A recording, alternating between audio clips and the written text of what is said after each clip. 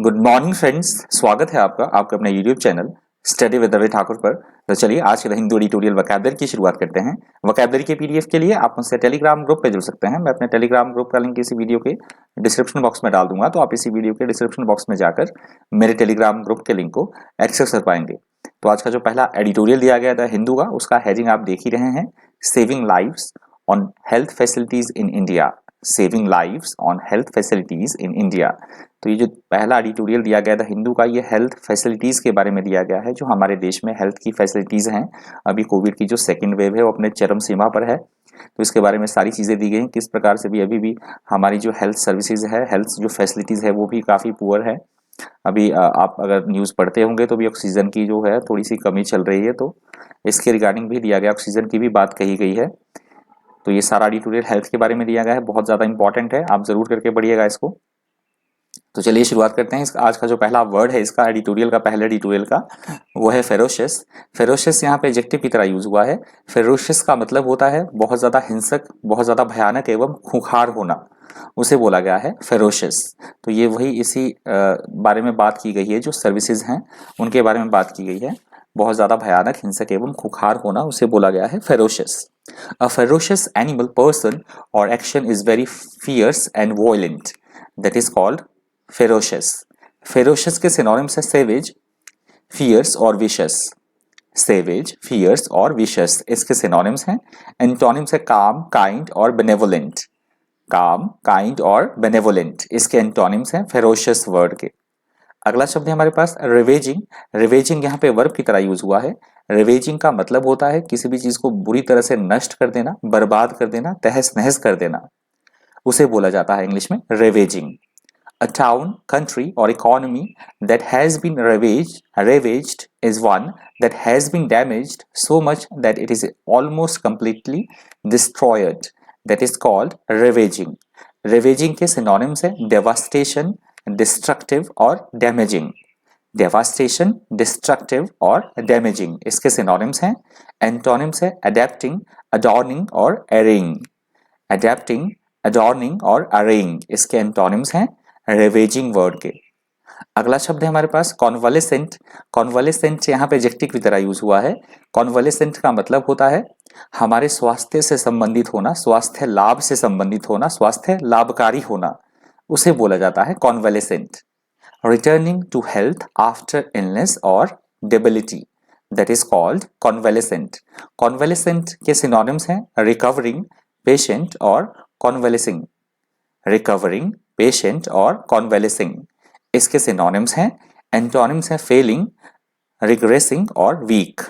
Fehling, regressing और week इसके antonyms हैं कॉन्वेलेसेंट वर्ड के।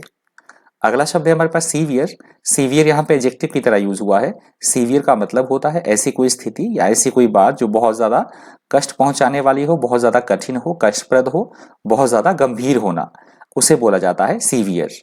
You use severe to indicate that something bad or undesirable is great or intense. That is called severe. Severe के synonyms हैं harsh, serious और hard.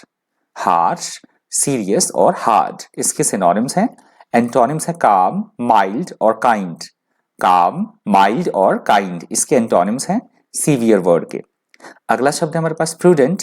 Prudent यहाँ पे adjective की तरह यूज हुआ है। प्रूडेंट का मतलब होता है अपनी समझदारी से काम लेना, बुद्धिमत्ता पूर्वक काम लेना, विवेकशीलता से काम लेना या दूरदर्शिता होना, सेंसिबिलिटी होना, केयरफुलनेस होना, बुद्धिमानी दिखाना, विवेकशीलता दिखाना, उसे बोला जाता है prudent. Someone who is prudent is sensible and careful, that is called prudent.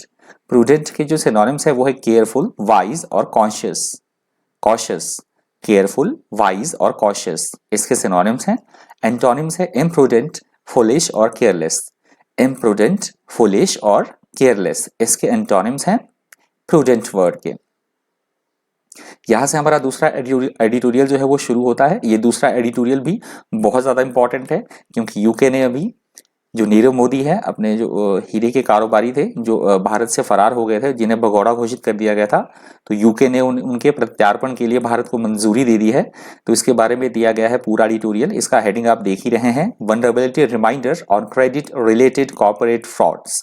तो जो बड़े बड़े फ्रॉड्स होते हैं, कॉर्पोरेट फ्रॉड्स होते हैं, बैंकों की स्थिति के बारे में भी कहा गया है कि पहले बड़े बड़े ये कॉर्पोरेट होते हैं, वो लोन ले लेते हैं, इनके ऑडिट में पता नहीं लगता है बैंक को, और बहुत देर के बाद पता लगता है कि इतने का ऋण जो है वो बकाया है। इस तरह की बातें जो कही गई है, बैंकिंग जो हमारे बैंकिंग सेक्टर है उसके ड्रॉबैक्स भी बताई गई हैं, काफी सारी आरबीआई के बारे में बातें कही गई हैं। तो इंपॉर्टेंट है ये एडिटोरियल, इकोनॉमी पे बेस्ड है और उनके बारे में ही दिया गया है किस तरह का उनका प्रत्यार्पण हो रहा है नीरव मोदी का, तो उसके बारे में सारी बातें कही गई है। ये भी इंपॉर्टेंट है, तो आप पढ़ लीजिएगा, एडिटोरियल इंपॉर्टेंट है ये भी। तो इसका जो पहला वर्ड है वो फ्यूजिटिव। फ्यूजिटिव यहाँ पे नाउन की तरह यूज हुआ है। फ्यूजिटिव का मतलब होता है, देखिए, भगौड़ा, तड़ीपार या फरार कोई व्यक्ति जो पुलिस की उससे भागा हो, किसी देश से भागा हो, जैसे नीरव मोदी की बात हो रही है यहाँ पे, भगौड़ा, तड़ीपार या फरार, that is called fugitive. A fugitive is someone who is running away or hiding, usually in order to avoid being caught by the police. That is called fugitive. इसके जो सिनोनिम्स हैं वो है fleeting, runaway और escapee. Fleeting, runaway, escapee.